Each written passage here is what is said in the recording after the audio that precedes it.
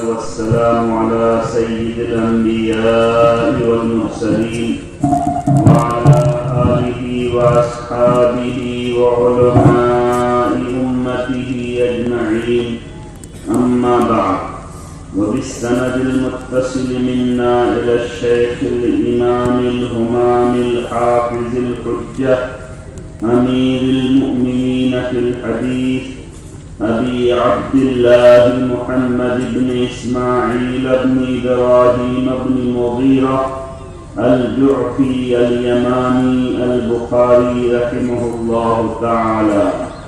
اللهم انفعنا بعلومه وعلومهم أجمعين.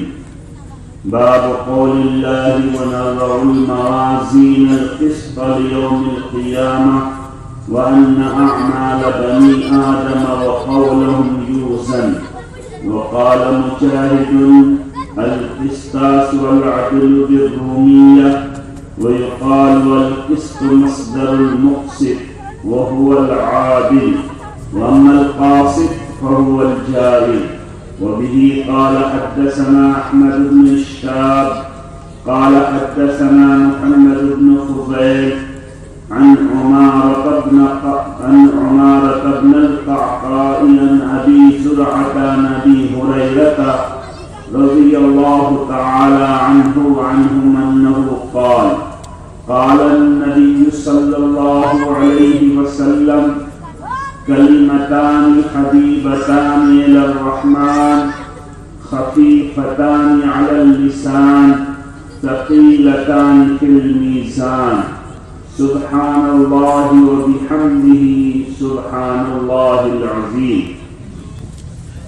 معزز و مکرم علماء کرام، دینی بھائیوں، دوستوں، بزرگوں، پردہ نشی ماؤں اور بہنوں، اور آج بخاری شریف مکمل کر کے عالمہ بننے کی فضیلت حاصل کرنے والی بچیوں اور بیٹیوں، یہ قرآن کریم کے بعد سب سے صحیح ترین اور مقبول ترین کتاب ہے، جس کا نام تو بہت لمبا ہے: الجامع الصحیح المسند المختصر من امور رسول اللہ صلی اللہ علیہ وسلم و سننہ و ایامہ.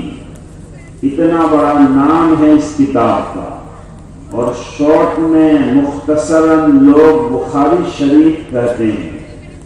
تو یہ بخاری شریف قرآن کریم کے بعد سب سے صحیح اور مقبول ترین کتاب ہے. پوری امت کا اس پر اتفاق ہے کہ جب تک آدمی بخاری شریف نہ پڑھ لے اس کو مولانا، عالم، عالمہ نہیں کہتے ہیں.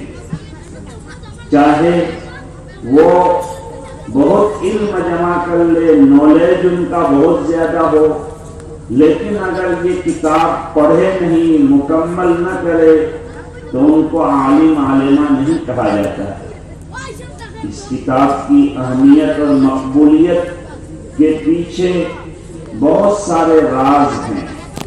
ان میں ایک راز یہ بھی ہے کہ حضرت سیدنا امام بخاری رحمۃ اللہ علیہ اس کتاب کو بہت عظمت اور محبت کے ساتھ لکھتے ہیں. چنانچہ حضرت نے 6 لاکھ حدیثوں میں سے 6 لاکھ حدیثیں امام بخاری کو حفظ یاد بھی تھی اور ان کے کاپیوں میں لکھی ہوئی بھی تھی. ان 6 لاکھ حدیثوں میں امام بخاری چن چن کر تقریباً 9000 کچھ حدیثیں اس کتاب میں جمع کی.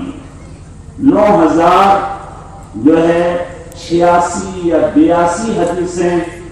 یہ کتاب 2 جلد ہے، یہ دوسری جلد ہے، دونوں جلد میں ملا کر ہے. مگر کچھ حدیثیں ایسی بھی ہیں جو مکرر آئی ہے، ریپیٹ ہوئی ہے.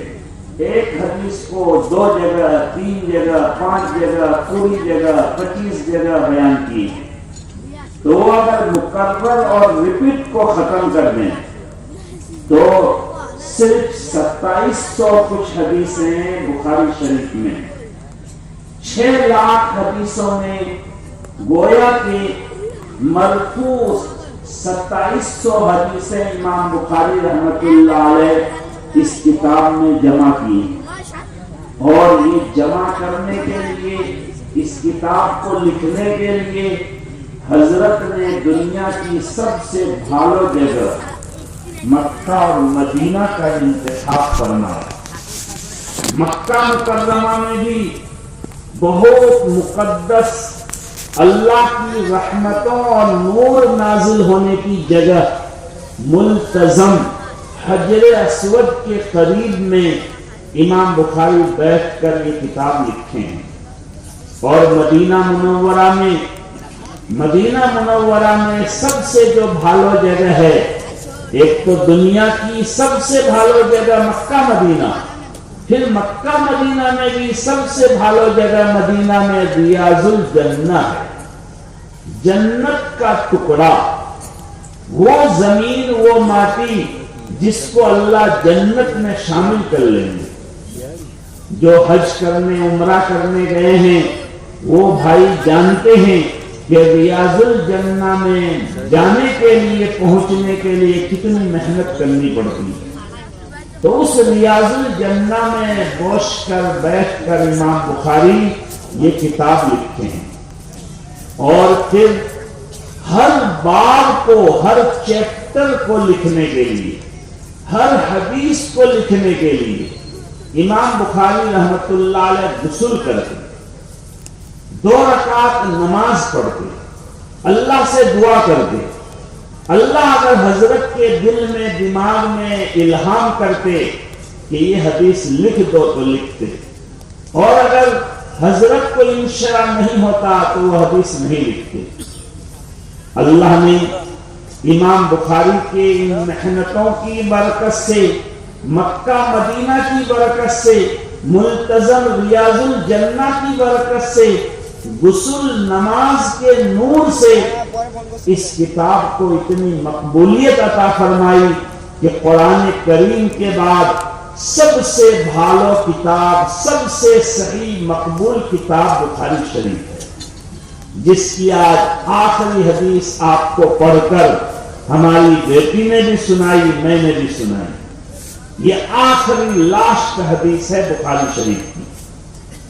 امام بخاری رحمت اللہ علیہ اپنے اس کتاب اور بک کو جو شروع کیے ہیں، کیف کان بدء الوحی الی رسول اللہ صلی اللہ علیہ وسلم، کہ وحی کا آغاز کس طرح ہوا. وحی سے کتاب کو شروع کیے. وحی کہتے ہیں بہت مضبوط اور ٹھوس علم کو. علم حاصل کرنے کے بہت سے اسباب ہیں.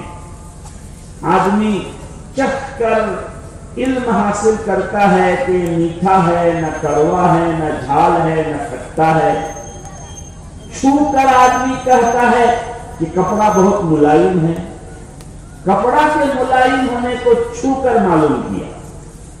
سونگھ کر معلوم کرتا ہے کہ عطر بہت خوشبودار ہے. تو علم حاصل کرنے کے یہ سب اسباب ہیں. عقل سے آدمی سوچ کر، غور و فکر سے علم حاصل کرتا ہے. اسی عقل سے علم حاصل کر کے، اسی عقل کو جو ہے استعمال کر کے لوگوں نے لوہے کو آسمان میں اڑا دیا. کنتو سب سے ٹھوس علم کا ذریعہ وحی ہے کہ اللہ تعالیٰ اپنے نبی کو خود یا فرشتے بھیج کر بتا دے کہ نماز 5 وقت کی فرض ہے، 1 مہینے کا روزہ فرض ہے. تو ایسے علم کو وحی کہتے ہیں. تو امام بخاری رحمت اللہ علیہ اپنی کتاب کو وحی سے شروع کیے اور ختم کیے ایک ذکر پر، سبحان اللہ و بحمدہ سبحان اللہ العظیم. اس سے اشارات کر رہے ہیں کہ کامیابی کے لیے علم اور ذکر دونوں کا ہونا ضروری. اگر صرف علم ہو اس کے ساتھ ذکر کا نور نہ ملے تو علم انسان کو شیطان بنا دیتا ہے. علم انسان کو متکبر اور گھمنڈی بنا دیتا ہے. علم انسان کو فتین بنا دیتا ہے. اور اگر صرف ذکر ہو علم نہ ہو تو صرف ذکر کر کے آدمی بھانڈو بن جاتا ہے, بدعتی گمراہ پیر بن جاتا ہے. اسی لیے علم اور ذکر دونوں ملے تو انسان کامیاب ہوتا ہے. اسی لیے حضرت اقدس مولانا الیاس صاحب رحمت اللہ علیہ نے 6 نمبر میں 1 نمبر علم و ذکر کا رکھا اور ایک ہی نمبر میں دونوں چیزوں کو بیان کیے. ورنہ 1 نمبر کلمہ 2 نمبر نماز, تو ایسا بھی کر سکتے تھے کہ 4 نمبر علم 5 نمبر ذکر 7 نمبر کر رہے تھے. لیکن دونوں کو ایک کھانے میں 1 نمبر میں رکھے ہیں کہ دونوں ضروری. علم سیکھنا بھی ضروری, اللہ کا ذکر کرنا بھی ضروری, اللہ کو یاد کرنا بھی ضروری.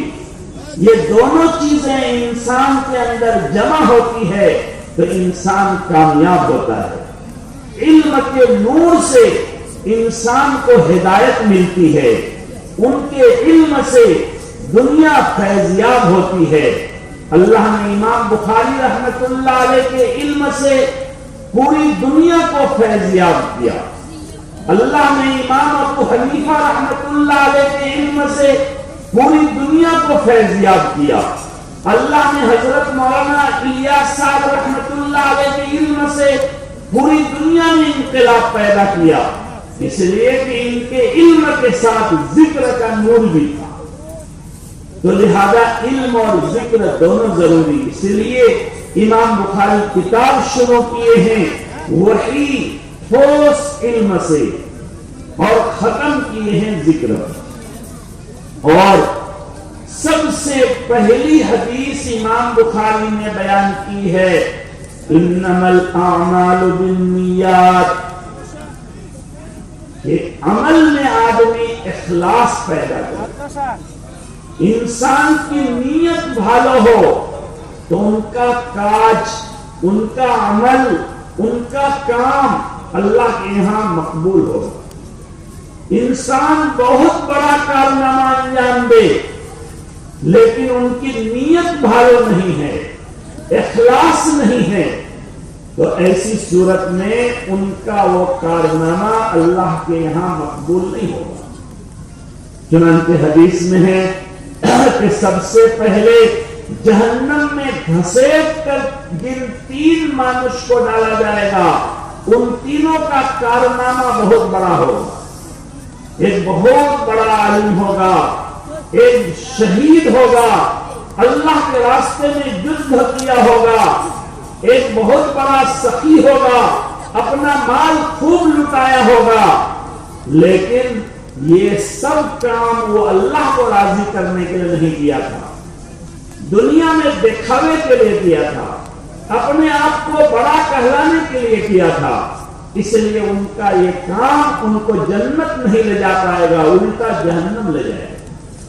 اس لیے امام بخاری پہلی حدیث لائے ہیں انما الاعمال بالنیات, اور آخری چیپٹر لائے ہیں کہ قیامت کے دن اللہ تعالی ترازو اور پڑلا لگائیں گے, نیکی کو بھی وزن کریں گے, برائی کو بھی وزن کریں گے. صرف ان لوگوں کا عمل وزن نہیں کیا جائے گا جن کے پاس صرف نیکی ہو, جیسے انبیاء کرام. ہمارے نبی نے فرمایا اس امت کے 70,000 مانوش بغیر حساب کتاب کے جنت میں جائے گا. ان کا عمل وزن نہیں کیا جائے گا. کیوں؟ ان کے پاس صرف نیکی ہی نیکی ہوگی, برائی ہوگی ہی نہیں. اور ایک ان گنہگار کفار مشرکین کو کا عمل وزن نہیں کیا جائے گا جن کے پاس کوئی بھالو کاج نہیں ہوگا. سب بد کاج برا کام ہوگا، گناہ کا کام ہوگا، تو ان کو بھی سیدھا جہنم میں ڈال دیا جائے. اور جس انسان کے پاس بھالو کاج بھی ہوگا، بعد کاج گناہ کا کام بھی ہوگا، تو اللہ پرلے میں ایک پرلا نیکیوں کے وزن کے لیے ہوگا، ایک برائی کے وزن کے لیے ہوگا. چنانچہ انسان کی نیکیوں کو رکھا جائے گا ایک پرلے میں، اور انسان کے گناہ کو رکھا جائے گا ایک پرلے میں. اگر نیکیوں کا پرلا جھک گیا تو مانوس کامیاب، اور گناہ کا پرلا اگر جھک گیا تو مانوس ناکام. اور یہ بھی یاد رکھیے کہ نیکی کا پرلا جھکے گا نیکی زیادہ ہونے سے نہیں، کوالٹی والی نیکی ہونے سے. نیکی مانوس کم کرے لیکن کوالٹی والی نیکی کرے، اخلاص والی نیکی کرے، تو وہ نیکی کا پرلا کو جھکا دے. چنانچہ حدیث میں ہے کہ اللہ تعالیٰ ایک گنہگار مانوس کو پردے میں بلائیں گے. ہر مومن کا حساب اللہ پردے میں لیں گے، ہر مومن کا، عالم علماء کا بھی، اور بغیر جو عالم علماء نہیں ہیں، ایمان والے ہیں، سب کا حساب پردے میں ہوگا. اسی بخاری شریف میں موجود ہے حدیث. تو اللہ تعالیٰ پردے میں ایک مومن کو بلائیں گے اور ان کے گناہ کو کھول کھول کر دکھائیں گے. وہ دیکھے گا، یا اللہ یہ گناہ تم نے ایک دم اکیلے میں کیا تھا، کمرہ بند، لائٹ بند، کمبل کے نیچے موبائل لے کر ایک دم کان میں لگا کر گانا سنا تھا، کوئی دیکھا نہیں. اس کو بھی یہاں پر لکھا گیا ہے. وہ دیکھے گا سب، اور وہ ایک دم ڈر سے ان کی حالت خراب ہوگی کہ اب تو مجھے جہنم میں ڈال دیا جائے گا، میرے سب گناہ لکھ دیے گئے ہیں. اللہ کہیں گے سب کھول کھال کے دیکھ لو، میرے فرشتوں نے کوئی غلط تو نہیں لکھ دیا؟ وہ کہے گا نہیں اللہ سب ٹھیک ہے، یہ سب گناہ میں نے کیا ہے. اللہ کہیں گے سب گناہ لے جا کر ایک پڑلے میں رکھ دو، گناہ کے پڑلے میں رکھ دیا جائے. اب وہ سوچے گا کہ گناہ کا پڑلا بالکل نیچے ماٹی سے لگ گیا، اب سوچے گا کہ مجھے تو اب جہنم میں جانا پڑے گا.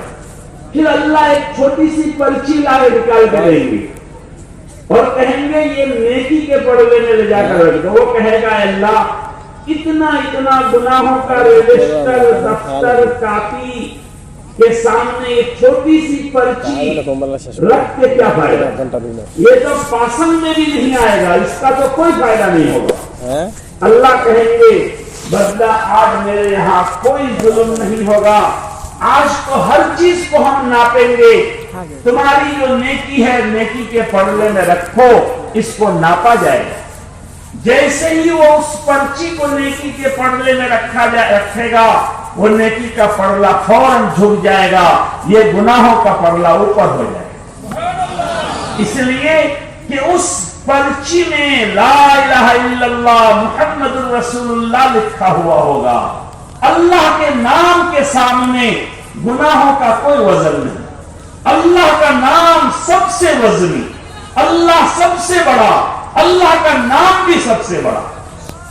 دل سے وہ اللہ کا نام لیا تھا، اللہ کو یاد کیا تھا. وہ چھوٹی سی پرچی یہ گناہوں کو نیچے گناہ تھے اس کو سب کو اوپر کر دے گا، یہ پرچی والا پڑلا جھک جائے گا. اس لیے میرے بھائیوں، جو بھی نیکی کا کاج ہم کریں اللہ کو راضی کرنے کے لیے کریں. چاہے وہ تھوڑا سا نیک عمل ہوگا، وہ کوالٹی والا اگر ہو گیا تو ہماری بخشش کے لیے، مغفرت کے لیے، نیکی کے پڑلے کو جھکانے کے لیے کافی ہو جائے. اللہ تعالیٰ قرآن کریم میں اسی کو فرما رہے ہیں وَنَضَعُ الْمَوَازِينَ الْقِسْطَ لِيَوْمِ الْقِيَامَةِ. قیامت کے دن ہم انصاف کا پڑلا لگائیں گے، انصاف کا ترازو لگائیں گے اور نیکیوں کو اور برائیوں کو تولیں گے. وہاں سب کیا کرایا سامنے آ جائے گا، کچھ بھی چھپے گا نہیں. آج دنیا والوں سے ہم اپنے کام کو چھپا سکتے ہیں، اللہ کے یہاں نہیں چھپا پائیں گے.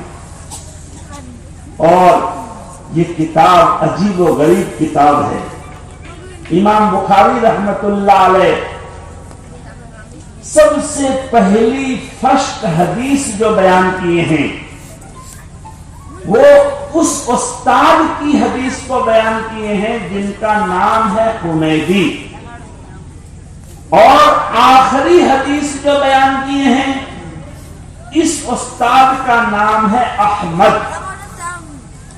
حمیدی اور احمد دونوں حمد سے مشتق ہے۔ حمد کا معنی شکر، اللہ کی تعریف، اللہ کا شکر ادا کرنا۔ علماء نے لکھا ہے کہ امام بخاری رحمت اللہ علیہ حمیدی اور احمد استاد کی حدیث شروع اور لاسٹ میں لا کر یہ سبق دینا چاہتے ہیں کہ بھائی شروع میں، اخیر میں، ہر حال میں اللہ کا شکر ادا کرو، ہمیشہ شکر گزار بندہ بن کے رہو۔ بہت سارے لوگ ایسے ہیں ہمیشہ ناشکری، ہمیشہ ناشکری۔ گزشتہ سال 1 بیگھہ ماٹی میں 20 من دھان ہوا تھا، اس مرتبہ 18 من ہوا۔ کوئی پوچھے کھیتی باڑی کا کیا حال ہے، کہ نا بھالو نہیں۔ اللہ کے بندے 18 من دھان ہوا، لگائے تھے 18 کلو بھی نہیں، اور 18 من اللہ دے رہے ہیں، کہتا بھالو نہیں۔ کیوں بھالو نہیں؟ ناشکری کیوں ادا کر رہا ہے؟ 20 من سے کم ہو گیا، اور لگایا تھا 18 کلو، اب ہو گیا 18 من، لیکن اس کو نہیں دیکھ رہا ہے۔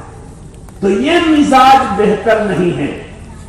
میری بچیوں کو بھی یاد رکھنا چاہیے، بخاری شریف میں واقعہ پڑھے ہیں، ہمارے نبی جی معراج میں گئے، معراج سے واپس آئے تو آپ نے عورتوں کو فرمایا کہ جہنم میں زیادہ تعداد عورتوں کی دیکھا۔ صحابیات پریشان ہوئی، یا رسول اللہ کیا بات، ہم کو جہنم میں کیوں زیادہ دیکھے؟ تو ہمارے نبی نے فرمایا تمہارے اندر 2 عیب ہے۔ کیا 2 عیب؟ ایک عیب تو ہے کہ تم لعن طعن بہت کرتی ہو، گالی گفتہ بہت کرتی ہو، بیٹا کو مردار کہہ دیتی ہو۔ حضرت شیخ زکریا صاحب رحمت اللہ علیہ فضائل اعمال میں لکھتے ہیں کہ کبھی ماں غصے میں آ کر بیٹا کو کہتی تو مر جا مردار، تم کو میں دفن کر دوں۔ کبھی اللہ کا دروازہ کھلا رہتا ہے اور قبول ہو جاتا ہے۔ 2 سال کے بعد وہ بیچارہ مردار بچہ مردار ہو گیا، مر گیا۔ تب ماں چھاتی پیٹتی ہے، کپڑے پھاڑتی ہے، چلاتی ہے، روتی ہے، میرا بیٹا چلا گیا، چلا گیا، تم تو دعا کر کے ان کو بھیجے ہو۔ تو یہ لعن طعن کرنا، گالی گفتہ کرنا، یہ بہت بڑا گناہ ہے۔ ہمارے نبی نے فرمایا عورتوں میں یہ عیب زیادہ ہوتا ہے، مردوں میں بھی ہوتا ہے لیکن عورتوں میں زیادہ۔ دوسری بات آپ نے فرمائی کہ تم ناشکری کرتی ہو۔ عورتوں نے پوچھا یا رسول اللہ کیا ہم لوگ اللہ کی ناشکری کرتے ہیں؟ تو آپ نے فرمایا نہیں، شوہر کی ناشکری کرتی ہو۔ شوہر زندگی بھر اگر تم پر احسان کرے، ایک مرتبہ مزاج کے خلاف کوئی بات پیش آ جائے تو آسانی سے کہہ دیتی ہو کہ اس گھر میں تو مجھے کبھی آرام ملا ہی نہیں۔ تو ناشکری کا مادہ تمہارے اندر زیادہ ہے، اس لیے میں جہنم میں تم کو زیادہ دیتا۔ تو یہ بات نہیں ہونی چاہیے، ہمیشہ اللہ کا شکر ادا کرنا چاہیے۔ اسی لیے دنیا کے معاملات میں ہمیشہ اپنے سے کمزور پر نگاہ ہونی چاہیے، تو ہمیشہ بندہ شکر گزار بنے گا۔ ظاہر ہے ہماری بیٹیاں، ہماری بہنیں اگر کسی گھر میں ان کی شادی ہوئی تو ان کی کچھ سہیلیاں ایسی ہوگی جو اس سے اچھے گھر میں گئی ہوگی، اور بہت سی سہیلیاں ہوگی جو اس سے کمزور گھر میں گئی ہوگی۔ اگر وہ اپنے سے اچھے گھر میں جانے والی سہیلیوں کو دیکھے گی تو ناشکری کرے گی، اور اپنے سے کمزور گھر میں جانے والیوں کو دیکھے گی تو ہمیشہ شکر گزار رہے گی۔ حضرت امام غزالی رحمت اللہ علیہ ایک مرتبہ اللہ سے شکایت کیے کہ اے اللہ میں آپ کے دین کی خدمت میں لگا ہوں لیکن میرے پاس اتنا بھی ٹکا پیسہ نہیں ہے کہ میں چپل خریدوں۔ مسجد کے باہر نکلے تو ایک مانوش کو دیکھے کہ ان کا پاؤں ہی نہیں، وہ کمر کے جو ہے بل پر، چوتڑ کے بل پر گھسٹ گھسٹ کر چل رہا ہے۔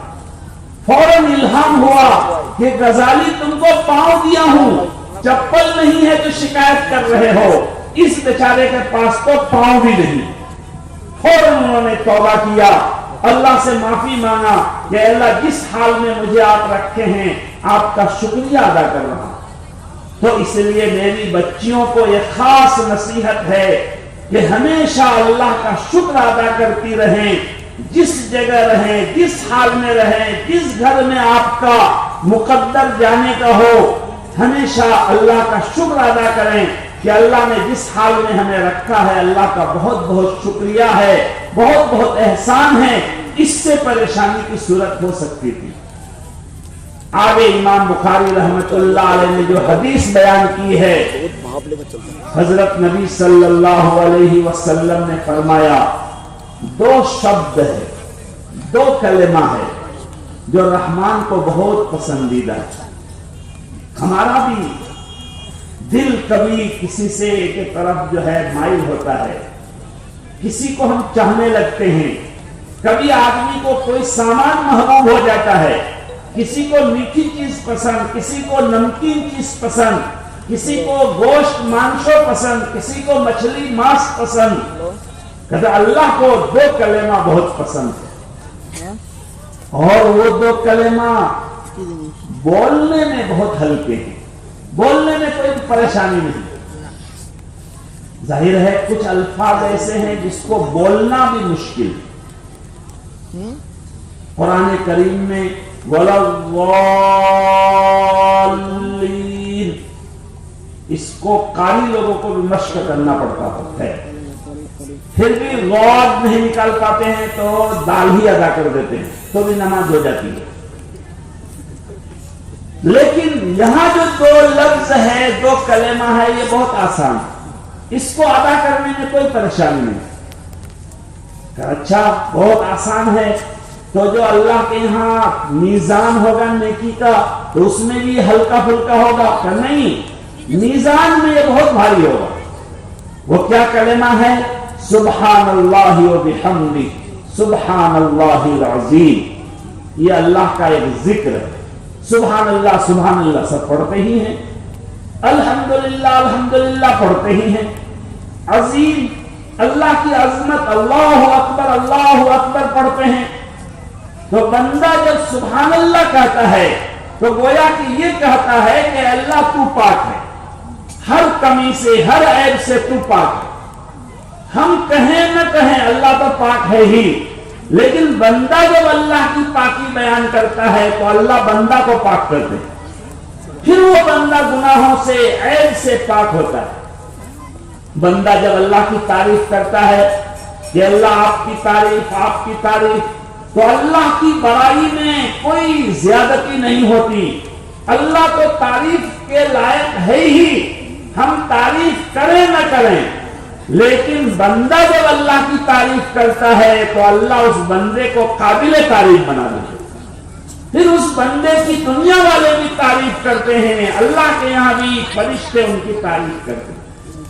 اور جب بندہ اللہ کی عظمت، اللہ کی بڑائی بیان کرتا ہے، اللہ اکبر کہتا ہے، تو ہم کہیں نہ کہیں اللہ تو ہے ہی سب سے بڑا، ہمارے کہنے سے اللہ کی بڑائی بڑھ نہیں جائے گی، لیکن جب بندہ اللہ کی بڑائی بیان کرتا ہے تو اللہ بندے کو بڑا بناتا ہے۔ اس لیے میرے بھائیو، دوستو، بزرگوں، عصر بعد فجر بعد ہم لوگ جو 3 تسبیح پڑھتے ہیں، 33 مرتبہ 34 مرتبہ سبحان اللہ، الحمدللہ، اللہ اکبر، وہ پانچوں نماز کے بعد پڑھنا چاہیے، اٹھتے بیٹھتے پڑھنا چاہیے۔ ہمارے نبی صلی اللہ علیہ وسلم معراج میں گئے تھے تو 7ویں آسمان پر حضرت ابراہیم علیہ السلام سے ملاقات ہوئی تھی۔ حضرت ابراہیم علیہ السلام نے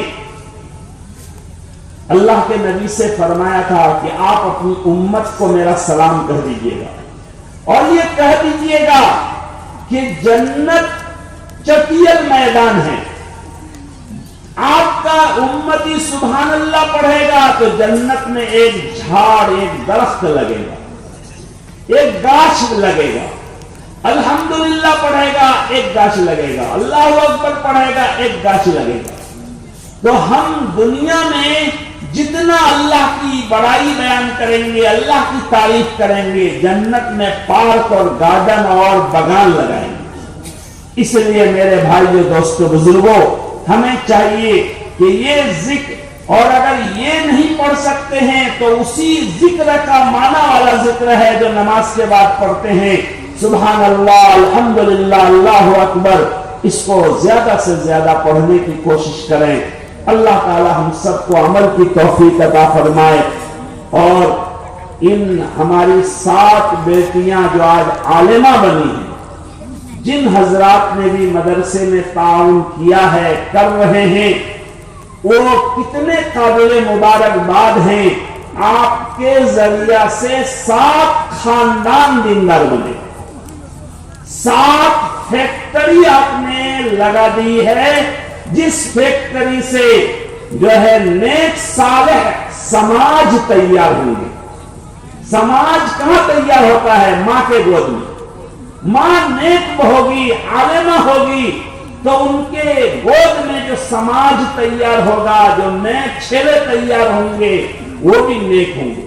تو آپ نے گویا کہ 7 خاندان کو نیک بنانے کا، علم کے روشنی سے روشن کرنے کا جو ہے کام کیا، اور اتنا الحمدللہ چند سالوں میں مدرسہ ترقی کیا، دور حدیث شریف تک پڑھائی، 7 بچیاں عالمہ بن رہی ہے، بچیاں حافظہ بن رہی ہے۔ حضور نے آپ کو بتایا یہ 500 ٹکا سے آپ جمائی کو خوش نہیں کر پائیں گے، اور جمائی تو دور کی بات، بیٹا کو بھی خوش نہیں کر پائیں گے جو ہے، لیکن یہ 500 ٹکا دے کر اللہ کو خوش کر لیتے ہیں۔ آپ کے 500 نہیں، 5 ٹکا پر اس طرح کے مدرسے چلتے ہیں۔ لہذا ان مدرسوں سے جڑے رہنا یہ ہمارے لیے دنیا آخرت کی کامیابی کی دلیل ہے، نشانی ہے۔ حدیث میں ہے، کن عالما او متعلما او محبا لهم او مستمعا ولا تكن الخامس فتهلك۔ کہ عالم بن جاؤ۔ کہا عالم کیسے بنوں گا میں؟ 60 سال، 49 سال، 40 سال عمر ہو گیا۔ کہا طالب علم بنو۔ چھاتروں بن جاؤ۔ حضور نہیں بن سکتے۔ کہا چھاتروں بھی کیسے بنیں گے؟ تو کہا اچھا علماء کی بات سنو۔ کہا سمے نہیں۔ تو کہا علماء سے، چھاتروں اور طلباء سے محبت کرنے والے بن جاؤ۔ اگر یہ بھی نہیں کرو گے، 5واں آدمی بنو گے کہ نہ تم چھاتروں ہو، نہ حضور ہو، نہ چھاتروں حضور کی باتیں سنتے ہو، نہ ان سے محبت کرتے ہو، تو تم ہلاک اور برباد ہو جاؤ۔ اس لیے مدارس اسلامیہ دین کے، اسلام کے قلعے ہیں۔ اپنی جان، مال، تن، من، دھن کے ساتھ ان مدارس کو باقی رکھنا، ان کو ترقی دینا، یہ پوری قوم کا فریضہ ہے۔ اور جیسا کہ حضرت مولانا عبدالقادر صاحب جو ہے پورے آسام کے تنظیم مدارس قومیہ کے ناظم عمومی جنرل سیکرٹری صاحب نے بتایا کہ ماشاءاللہ یہاں اسلامی اور دینی طرز کے مطابق اسکول بھی قائم ہونے جا رہا ہے۔ اس زمانے کی یہ بھی بہت اہم ضروری چیز ہے، ورنہ ہمارے بچے بچیاں غیروں کے اسکول میں جا کر اپنا ایمان دھرم برباد کر دیتے، مرتد ہو رہے ہیں، جو ہے دھرم بدل رہے ہیں۔ اس لیے اسلامی دینی تربیت میں اسکول قائم کرنا اس زمانے میں مدرسہ قائم کرنے سے کم ثواب کا کام نہیں ہے۔ لہذا آپ لوگ اس میں بھی ساتھ دیجئے۔ اللہ تعالیٰ آپ سب کو جزائے خیر دے، ہماری ان بچیوں کا نصیبہ بلند فرمائے، ان کے مستقبل کو روشن اور تابناک کرے، مدرسے کو اللہ دن دونی رات چوگنی ترقی عطا فرمائے۔ وآخر دعوانا الحمدللہ رب العالمین۔